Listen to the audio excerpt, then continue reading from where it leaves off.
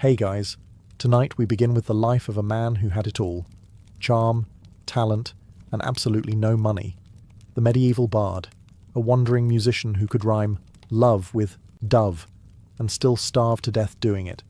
So before you get comfortable, take a moment to like the video and subscribe, but only if you genuinely enjoy what I do here. And let me know in the comments where you're tuning in from and what time it is for you. It's always fascinating to see who's joining us from around the world. You're born in a one-room hut that smells like boiled cabbage, goat, and generational regret.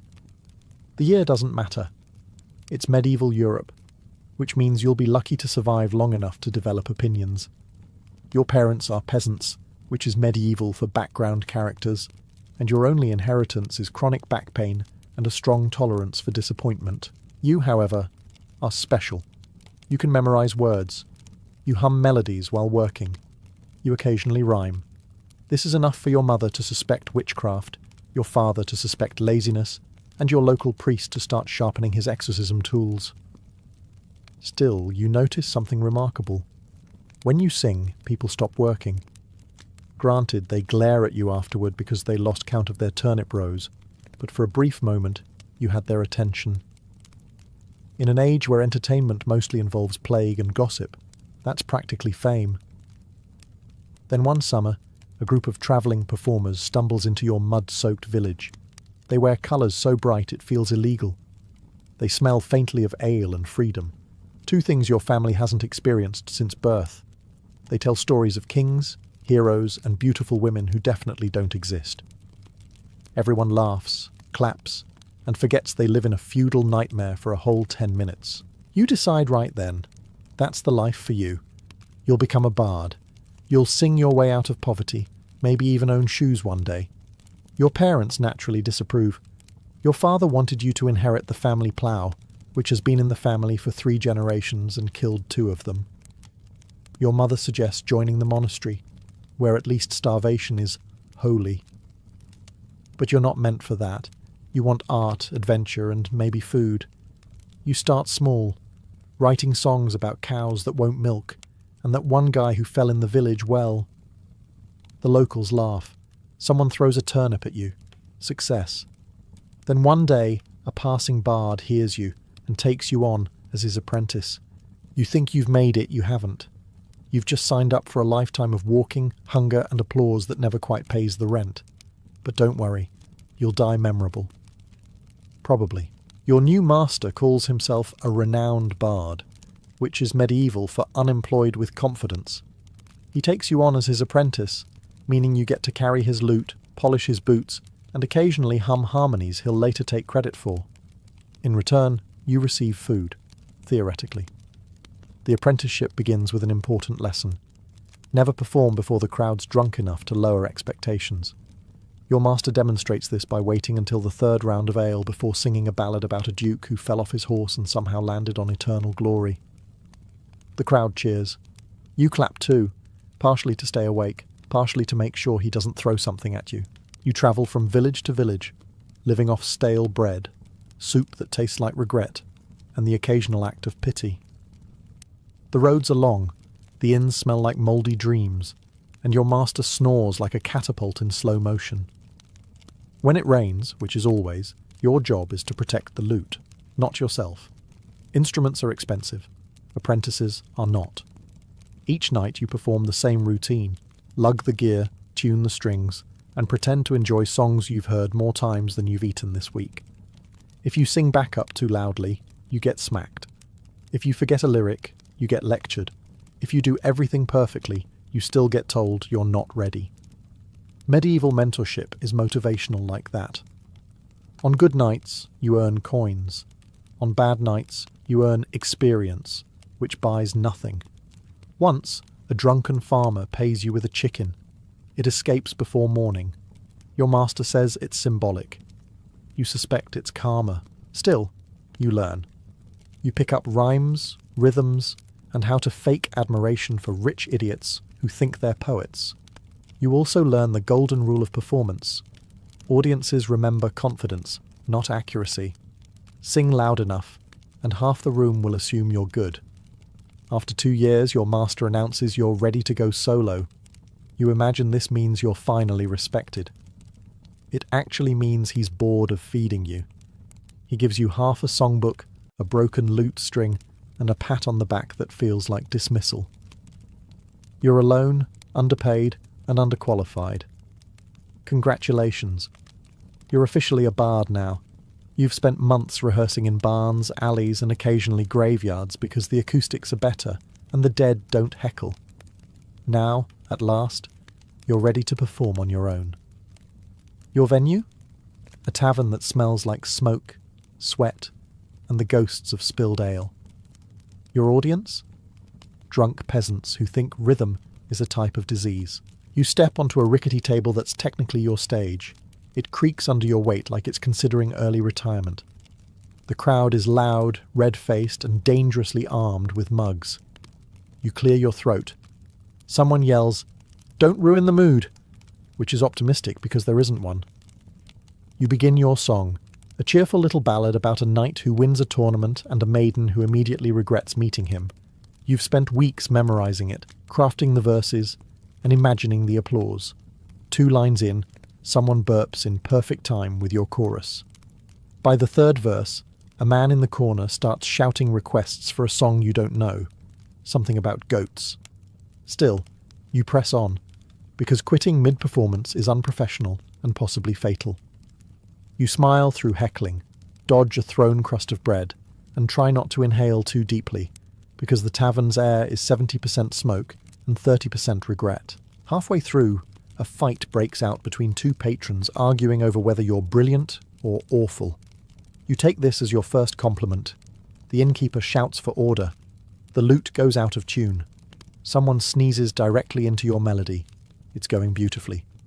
Finally, you strum the last chord and bow. The applause is polite. A man tosses you a single coin, which misses and hits the floor. You thank him anyway. Then someone shouts, "Sing something better!" You tell them that was your best one. They don't laugh. By the end of the night, you've earned 3 copper coins, a headache, and the deep realization that music might not be your true calling. Unfortunately, it's the only one you've got. You sleep behind the tavern in a pile of hay that smells suspiciously like goat. It's itchy, cold, and depressing. But it's the first night you've ever slept knowing you survived your own show. And that, technically, makes it a success. You wanted freedom. You got trench foot. Life on the road sounds poetic when you're standing still, but once you start walking, it's just pain with scenery. Every journey is a blur of rain, mud, and livestock with better living conditions than you. Your loot is heavier than your ambition. Your shoes are one good puddle away from extinction, and every innkeeper you meet charges rent like he owns the concept of shelter. You travel mostly by foot because horses are for people who actually matter. When it rains, which it always does, your instrument warps, your clothes rot, and you discover that music sounds terrible when accompanied by the sound of your own teeth chattering. Sometimes you share a campfire with bandits, pretending you're all just travelling performers. They laugh at your jokes. You laugh back.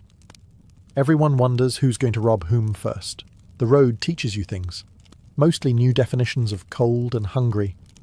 You learn to play softer when wolves are near and louder when peasants are drunk enough to throw coins.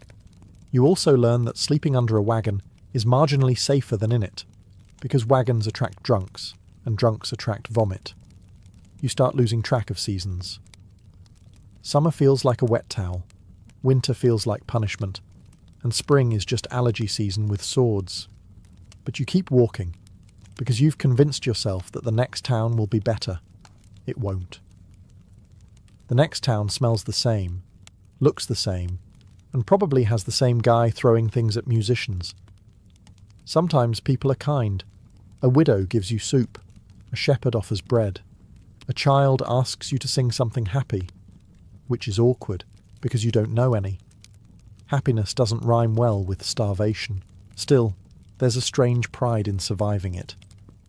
The open road becomes your home, the rain your applause, and every tavern your potential stage. You stop dreaming of fame and start dreaming of dry socks. At night, you lie awake, staring at a sky full of stars and the faint illusion of purpose.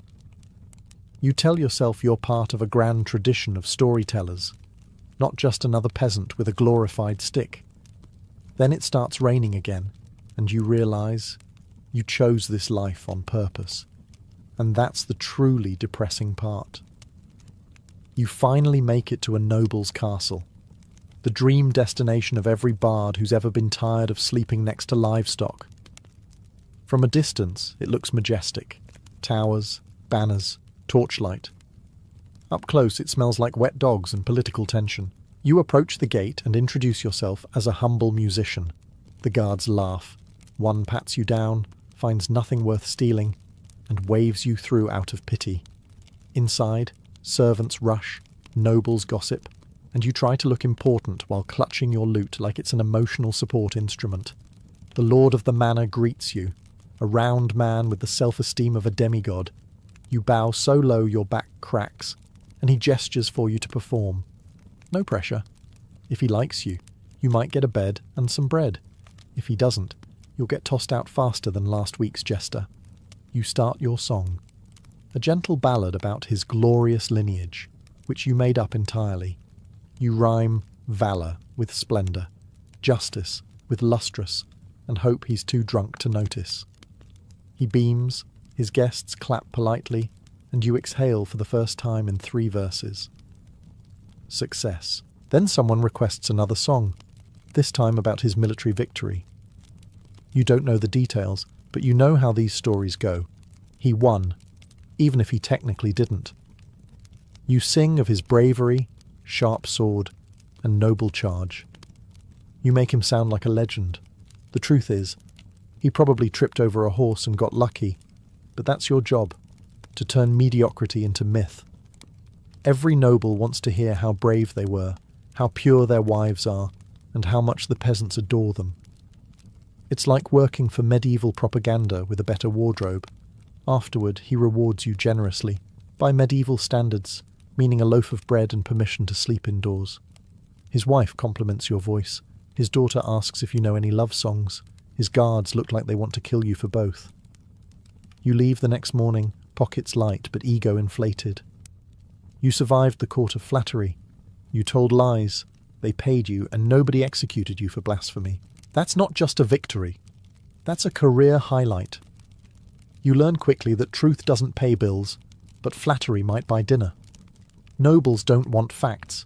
They want echo chambers with rhythm, so you study the delicate art of lying beautifully. Your training ground? Feasts. Picture 40 sweaty men in armour, a table covered in roasted animals, and you, standing in the corner, trying to rhyme heroic with halitosis.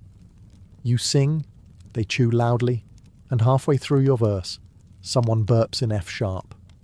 Nobody notices. The goal isn't perfection, it's survival. Every patron is a fragile ecosystem of vanity. One lord wants to be compared to a lion, another to a falcon, another to a mighty river. You try to keep track, but occasionally mix them up. The lion lord doesn't appreciate being called swift and bird-like, and the falcon lord doesn't love being described as large, hairy, and prone to roaring. You escape with your loot intact, barely. You learn to study faces like a gambler studies cards. Compliment the right noble at the right time, and you might get a coin. Compliment his wife too enthusiastically, and you might get thrown out a window. It's a delicate balance between art and unemployment. Eventually, you start recycling lines. Every king is wise beyond measure, every lady is the moon incarnate, and every knight is God's personal headache. Nobody catches on nobles don't talk to each other much, and those who do are too busy being flattered themselves to care. Your songs grow grander, your lies bolder. Once you perform for a duke who recently lost a battle. You turn it into a strategic withdrawal blessed by divine providence. He laughs, his soldiers cheer, and you get a free meal. That's when you realise bards are less artists and more damage control consultants. But flattery has a dark side. The moment your song ends, so does their memory of you. They clap, nod, and forget your name before dessert. You're a ghost with good diction, a professional sycophant keeping fragile egos inflated one verse at a time. And yet, you keep doing it, because every compliment, no matter how ridiculous, buys you one more night off the muddy road. That, in bardic terms, is called success. You thought the road was dangerous. Turns out, other bards are worse. The first time you meet a rival bard, you assume you'll be friends, fellow artists, bonded by music and mutual poverty. Then he smiles at you the way wolves smile at sheep. Within minutes, he's accidentally playing one of your songs, louder and faster, and the crowd loves it. You realise too late that bards don't share. They steal, gossip, and compete like medieval pop stars without the royalties. There's an unspoken hierarchy in your world. At the bottom are the tavern drunks who can't tune their instruments. In the middle are people like you, semi-tolerated, semi-fed. At the top are the court favourites, smug, perfumed parasites who flatter their patrons with lyrics so sweet they'd rot your teeth. You all hate each other equally. Bardic rivalries are vicious. One will spread rumours that you plagiarised a hymn. Another will rewrite your song and perform it better. Some will just trip you on stage and call it choreography. You start carrying a knife, not for bandits, for the competition. Once, in a crowded market square, you find yourself in an impromptu verse duel. You trade insults in rhyme while peasants cheer and throw coins. It starts funny. You call him a tuneless toad. He calls you a donkey in a doublet. But then he rhymes bard with coward, and suddenly you're the one looking foolish. The audience laughs, the kind of laughter that stings. You finish the duel, force a smile, and vow revenge. Bards don't kill each other outright. They ruin reputations instead. You start spreading your own stories, that he can't sing sober, that he was once caught serenading a goat, that his masterpiece was written by a monk. It's not true, but it's believable, and that's all that matters. In the end, no one remembers who started it. You just know your songs are getting sharper, your humour darker, and your performances meaner. You stop writing about love and start writing about triumph, your own, mostly imaginary. Because in this business, survival isn't about talent or truth. It's about volume, confidence, and the ability to insult another musician in perfect metre. Welcome to the bardic battlefield. No swords, no shields, just rhymes and pettiness. And you're finally learning how to win. After too many bruised egos and one particularly bad rhyme duel, you decide to return to the people, the honest, hard-working peasants who appreciate real music. At least, that's what you tell yourself. In truth, no noble wants to feed you, and taverns are the only places left that don't require background checks or deodorant. You arrive in a muddy village square where the smell alone could write its own ballad. Chickens wander freely. A dog sleeps next to a cartwheel. A crowd gathers slowly, farmers, wives, children, and one man who may or may not be dead, but still has a better posture than you. You begin your performance. You sing about harvests, lost love, and kings they'll never meet. They don't care about kings, but they like the bit about beer. You exaggerate your gestures, throw in a wink, and end with a dramatic flourish that earns you. Silence. Then an old woman claps. Once, someone else follows. Then a child shouts, "Sing the one about the farting monk." Ah, yes, the classics. You oblige, because you're an artist, but also because you'd like to eat. Laughter erupts. Coins start falling. Small, dirty, and beautiful. You bow. For a moment you feel like a legend. Then a man throws a cabbage. You're not sure if it's an insult or dinner, but you take it either way. Performing for peasants has its perks. They're honest, they pay in food, and they rarely execute you for bad metaphors. But they're also unpredictable. One night they cheer, the next they boo because you made fun of the miller's wife, who happens to own the only working oven in town. You learn to read the crowd fast, which is easy because most of them can't read at all between songs. You swap gossip for bread, tell jokes for ale, and charm your way into barns for the night. It's not glamorous, but it's real. These people don't pretend. They don't care about titles or lineage. They just want to laugh before life crushes them again at sunrise. You realize something strange. For all the mud, smell, and poverty, this is the first time your songs actually matter, and it only took total career failure to get here. You'd think the church would love music. Angels have harps after all. But you're not an angel, and your songs don't praise God nearly enough for their taste. The church has a complicated relationship with joy. If it makes people smile, it's suspicious. If it makes them dance, it's sinful. If it makes them forget about their taxes, it's heresy. Your trouble begins when you perform a harmless love song in front of a local priest. It's about a knight and a maiden. Tasteful, wholesome, barely one innuendo. He glares at you like you've just kissed the Virgin Mary. Afterward, he declares your performance morally corrupt and bans you from performing within 5 miles of the chapel. That's half the village. You're flattered your art has reach. Soon, you learn to censor yourself. The trick is to make every song sound holy, while keeping the meaning as filthy as possible. You start slipping double entendres into psalms, songs that make peasants giggle and priests squint. When questioned, you claim it's symbolic. They hate that word. Still, you can't avoid the church entirely. Monks run the inns, priests bless the fairs, and bishops own half the land you sing on. You play for them when you must. Solemn hymns about repentance, sorrow, and how everyone's going to hell except the guy paying you. They nod approvingly, unaware that you've stolen half your melody from a tavern drinking song. Once, a friar invites you to a monastery for a spiritual retreat. Translation: free labour. You spend 3 weeks copying hymns, scrubbing floors, and pretending to find inner peace. The monks are quiet, polite, and utterly humourless. When you crack a joke, they blink slowly, as if laughter were a sin they hadn't memorised yet. But religion pays well. In soup and eternal guilt. You survive by keeping your songs vague. Love could mean divine devotion. Wine could symbolise holy joy.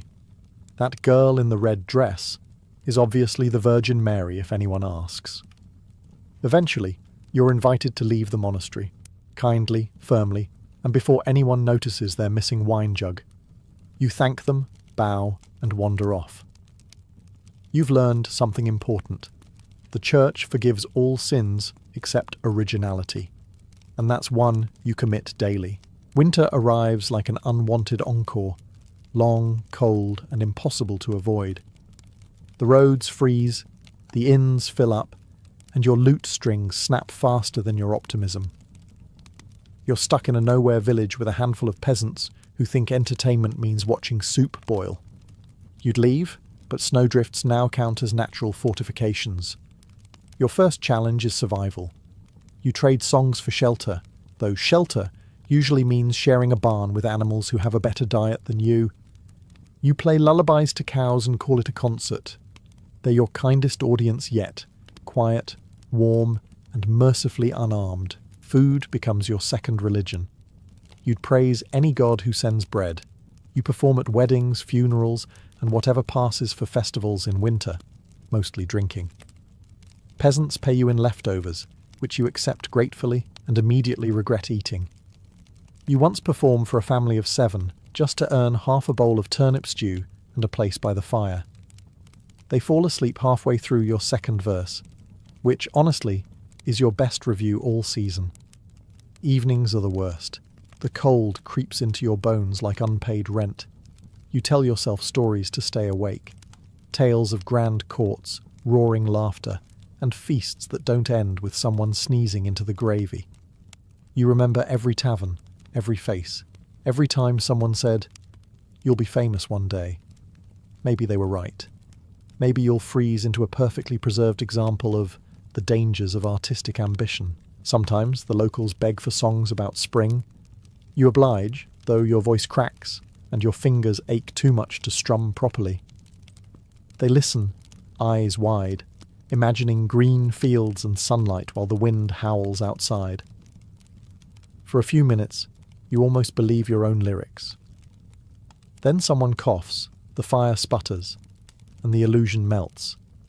You You start to wonder if you'll make it to spring. But then you think about quitting and realise there's nothing else you can do. You can't plough, fight, or pray for a living. All you have is music, so you keep singing. Not because it helps, but because it's the only sound that reminds you you're still alive. Spring finally comes, and with it, nobles rediscover their favourite hobby, wasting everyone's time. You're summoned to perform for a duke, a man so wealthy his tableware is made of silver and his morals are made of fog. His messenger describes him as a great patron of the arts, which, in your experience, means he doesn't pay on time. You arrive at his hall after 3 days of travel and 2 emotional breakdowns. The place is enormous. Marble floors, banners, servants who look better fed than you've ever been. The Duke greets you with a smile that could curdle milk and says, "Sing something uplifting." You smile back, mentally revising every depressing song you've ever written. Your performance begins. You sing of honour, bravery, and destiny, the usual lies. The Duke nods, his wife yawns, and his mistress flirts with the wine goblet. You hit every note perfectly, but it doesn't matter. Nobles don't listen to music. They wait for it to end politely. Then comes the worst phrase in the medieval language. Do you know any funny ones? You do, but your best jokes involve clergy, goats, and at least one public execution. You try something mild instead. The crowd chuckles. The Duke doesn't. He stares at you like you just insulted his ancestors, which statistically you probably did afterward. He compliments your spirited effort and rewards you with a coin that's been dropped so many times it no longer has a face. His wife insists you write her a love song, and his mistress offers you wine for inspiration. His guards offer you directions to the exit. You spend the night in the servants' quarters, composing lyrics you'll never perform. O noble lord, so round of waist, whose sense of humour hath no taste. You hum it softly until the chambermaid starts laughing and nearly loses her job. At dawn, you're politely asked to leave the estate.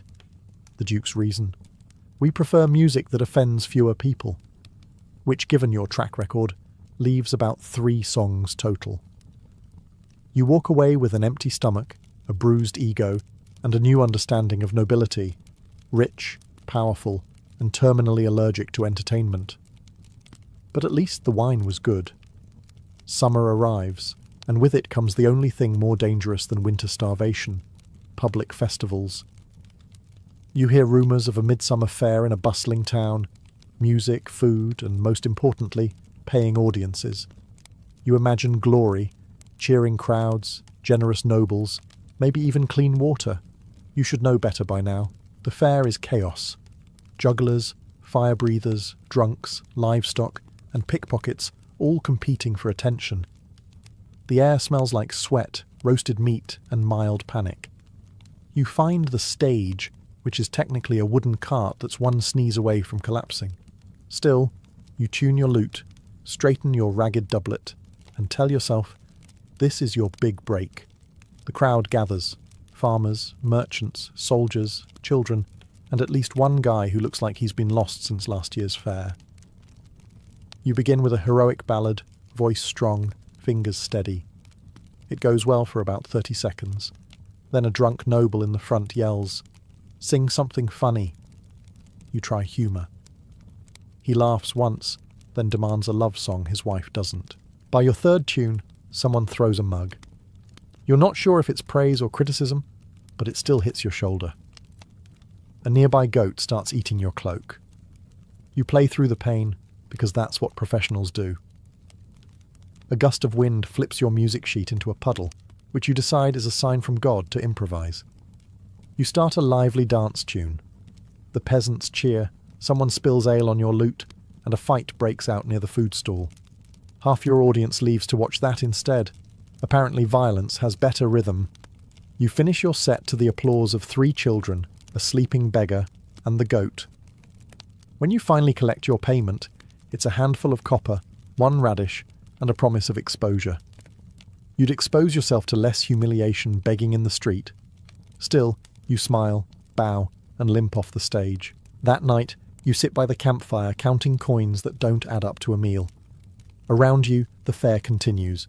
Music, laughter, chaos. And for a moment, you feel oddly proud. You survived the worst audience imaginable. Congratulations. You've officially become a real performer.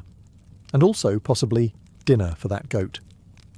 After the festival, you give up on fame and start chasing something far more achievable. A warm bed and an audience that doesn't throw objects. You travel farther than ever before. New towns, new accents, same disappointment.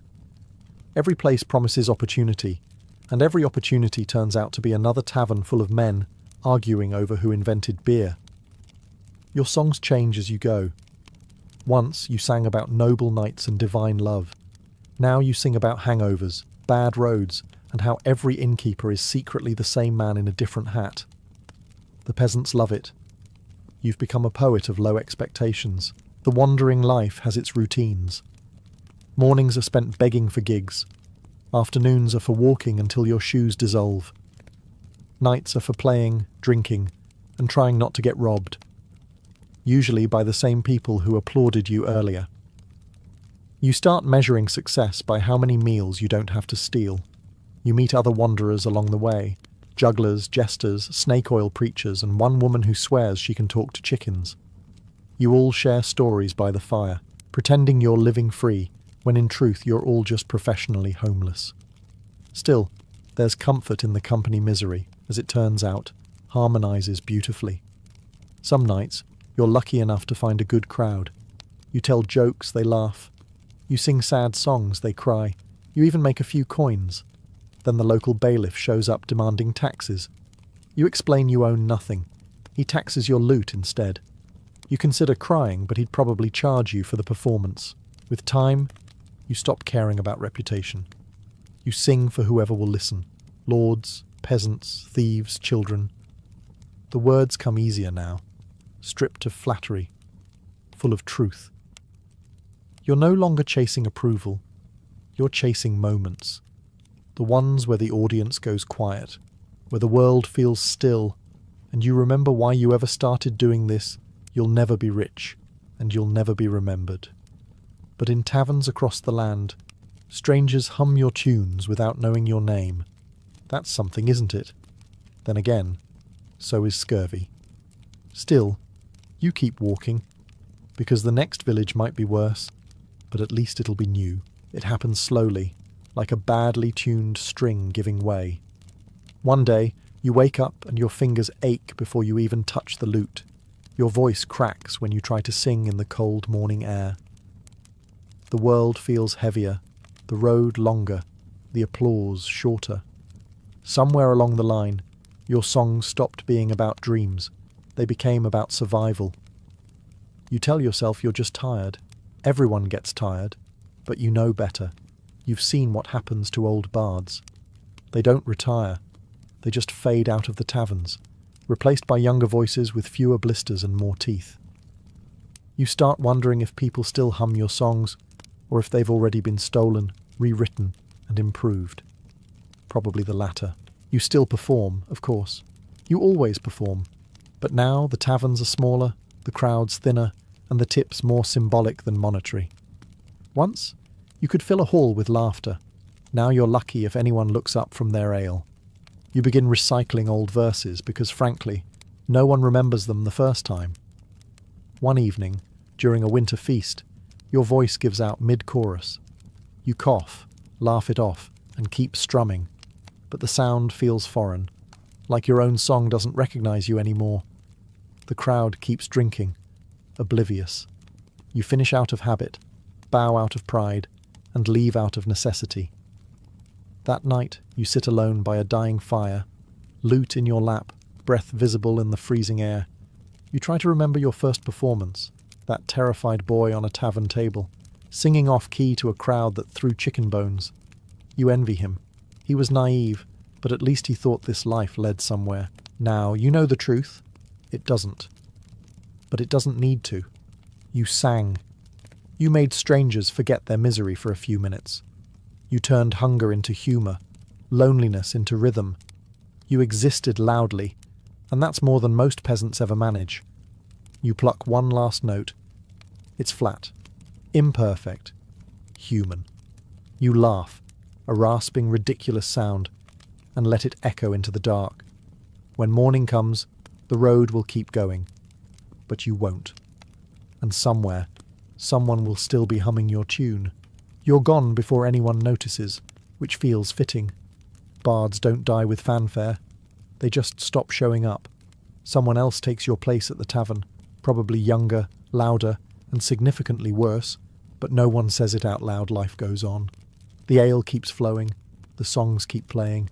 Weeks later, a traveller hums one of your tunes while crossing a river. He doesn't know who wrote it. Nobody does. But it stays in his head. He sings it to a farmer, who sings it to his daughter, who hums it to her child while spinning wool. The melody twists, softens, survives. Centuries will pass before anyone writes your name down, and when they do, they'll spell it wrong. A monk will copy one of your verses into a book, claiming it came from Anonymous. He'll get all the credit, he'll also ruin the rhythm.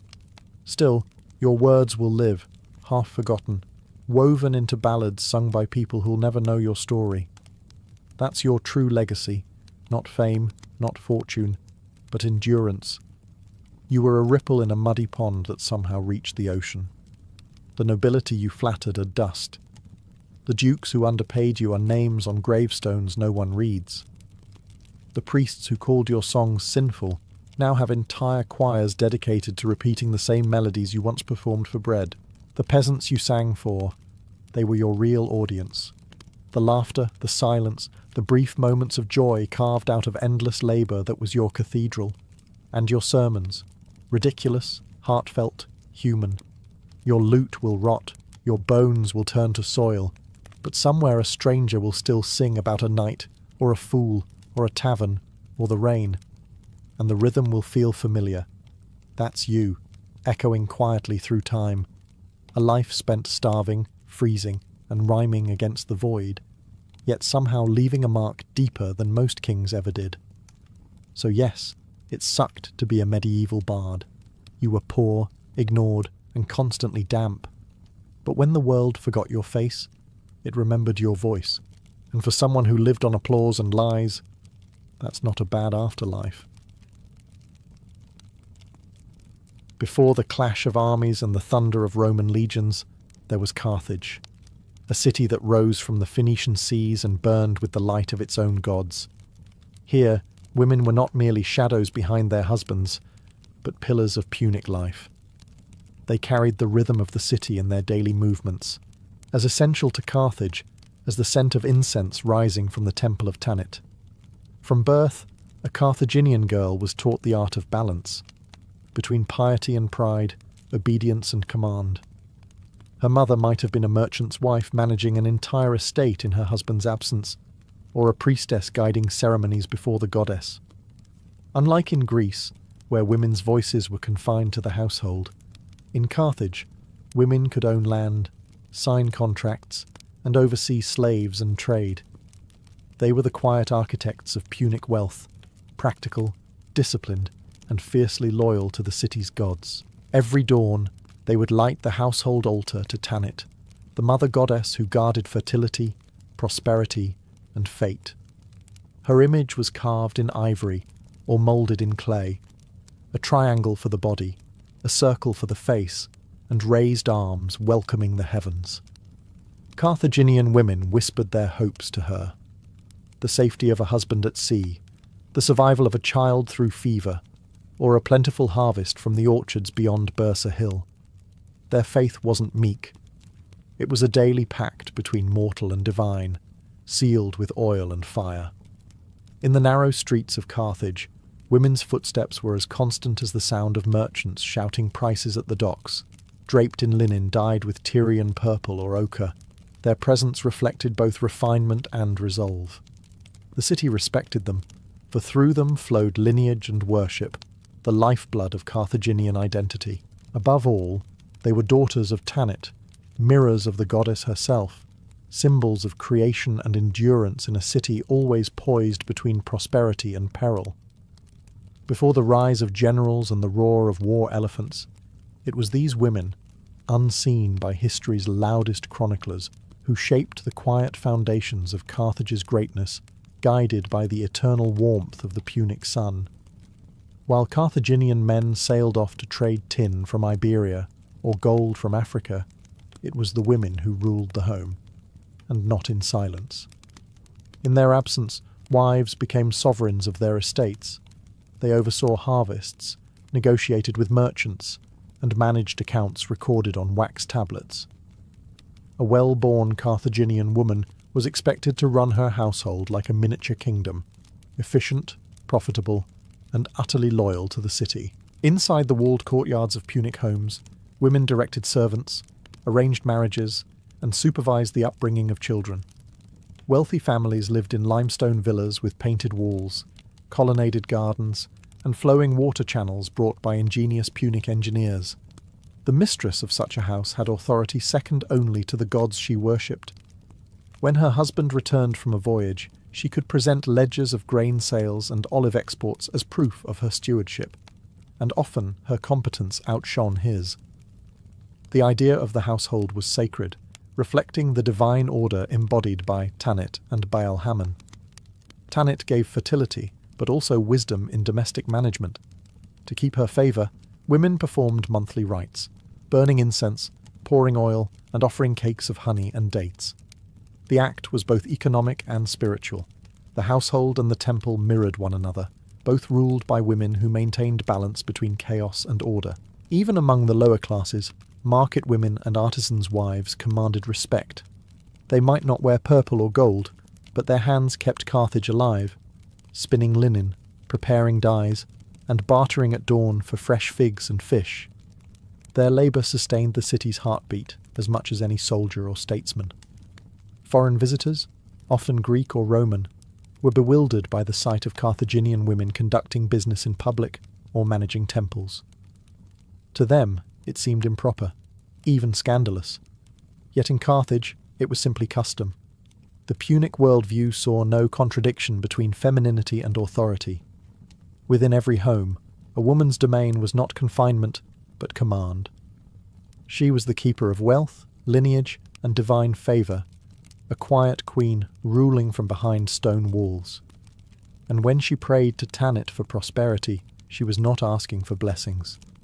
She was claiming them, as was her right beneath the blazing Carthaginian sun. Beyond the walls of their homes, many Carthaginian women held positions that transcended wealth. They served the goddess herself. The priestesses of Tanit were the spiritual heart of the city, guardians of its rituals, keepers of its sacred fire. Draped in white linen and veils dyed faintly blue, they moved through the marble courtyards of the great temple like living embodiments of purity and authority. The cult of Tanit was not a passive one. These women presided over ceremonies that bound the city to its gods, rituals of birth, harvest, and protection. They offered incense and libations before the moon, believing that Tanit's favour ensured the safety of sailors and the fertility of the land. When the crescent appeared over the harbour, it was the priestesses who sang hymns from the temple terraces, voices rising above the city like smoke from sacred oil lamps. Their duties were both mystical and administrative.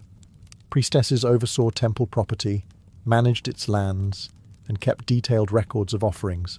They received tributes of gold, grain, and textiles, redistributing them to the poor or to maintain the sacred precincts. They acted as intermediaries between the divine and the civic, often advising magistrates on omens and auspicious days for trade or war.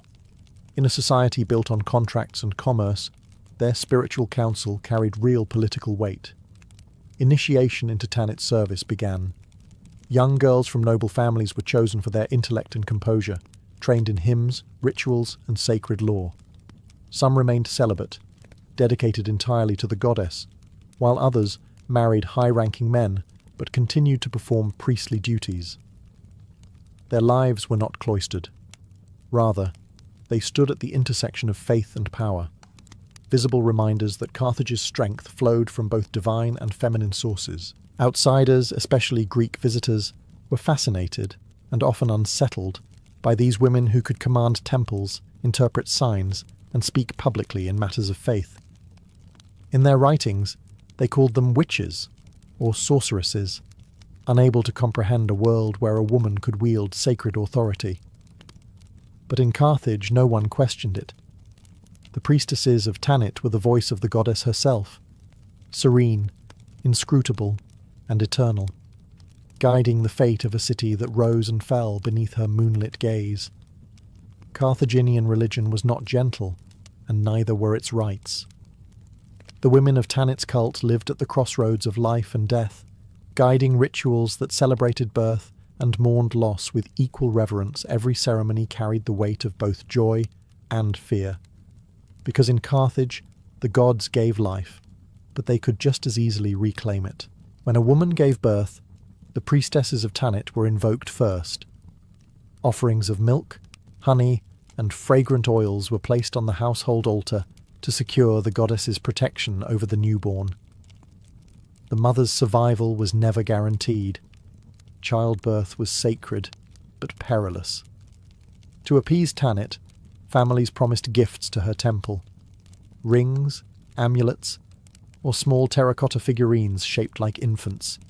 These objects filled the sanctuaries, silent witnesses to the city's dependence on divine mercy. Death, too, was woven into these rituals. When a child perished, the family turned again to Tanit. Some remains were buried in the Tophet, a vast open-air sanctuary where small urns containing ashes and bones were laid beneath stelae, carved with Tanit's symbol: the triangle, the circle, the outstretched arms. Modern historians still argue about what truly occurred there, whether it was symbolic sacrifice or something far darker. But in the minds of ancient Carthaginians, these acts ensured cosmic balance. Women played a crucial role in these moments of transition.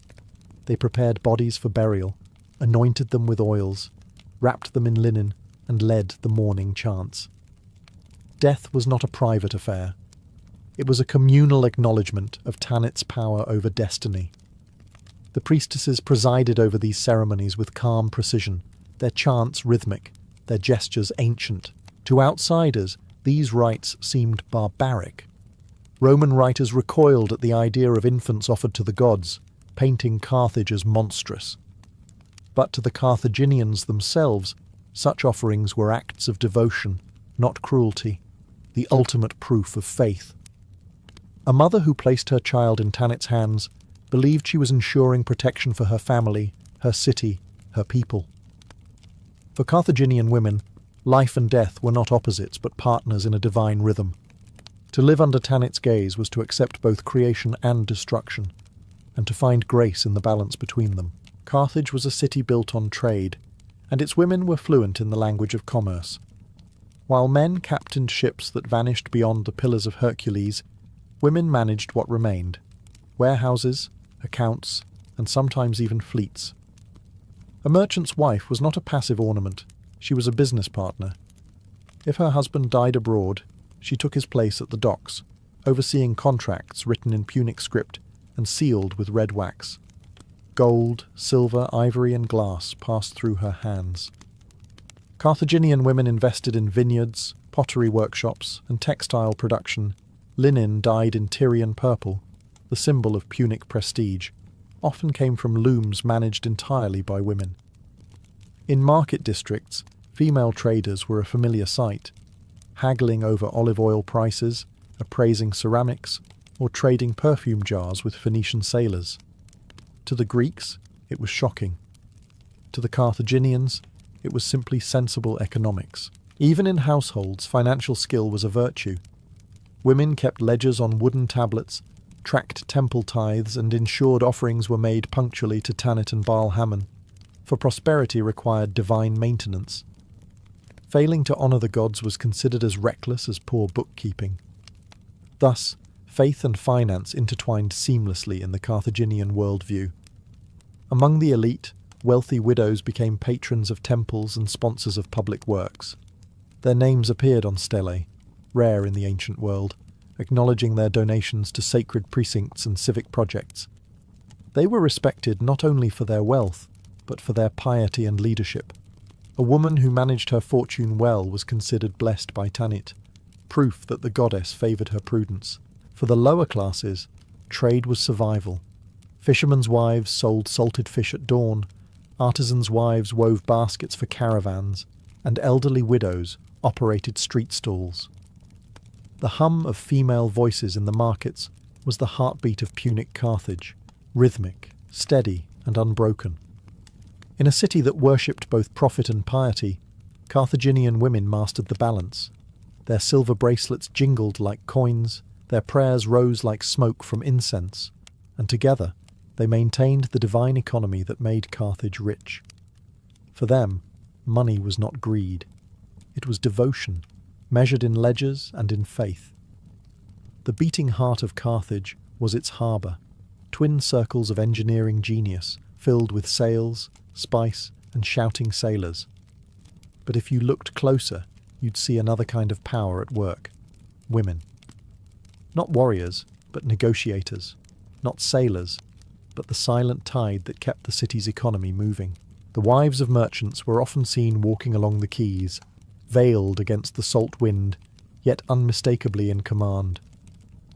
They came to collect ledgers, check manifests, or inspect shipments of ivory, cedar, or gold dust from sub-Saharan Africa. They spoke Punic with dockmasters, Greek with traders, and Egyptian with caravan leaders. Their sharp eyes caught mistakes, and their signatures closed deals. To the astonishment of visiting Greeks, Carthaginian women didn't just accompany trade, they understood it. Some widows of sailors became harbour matriarchs. They operated taverns for merchants and sailors, lending money or food to travellers in exchange for loyalty and information. A few even financed voyages, gambling their fortunes on the winds. A successful expedition could make them rich enough to own warehouses. A failed one could ruin them. But Carthaginian women were not timid gamblers. They had faith, in Tanit, and in their own cunning. Temples overlooked the docks, and offerings to Tanit were made before every major voyage. Women led those prayers, sprinkling wine over the sea as they chanted blessings for safe return. If a ship never came back, it was the women who lit the morning fires and recorded the loss in temple registers. Faith and finance intertwined again, for in Carthage divine favour was as vital to trade as the wind itself.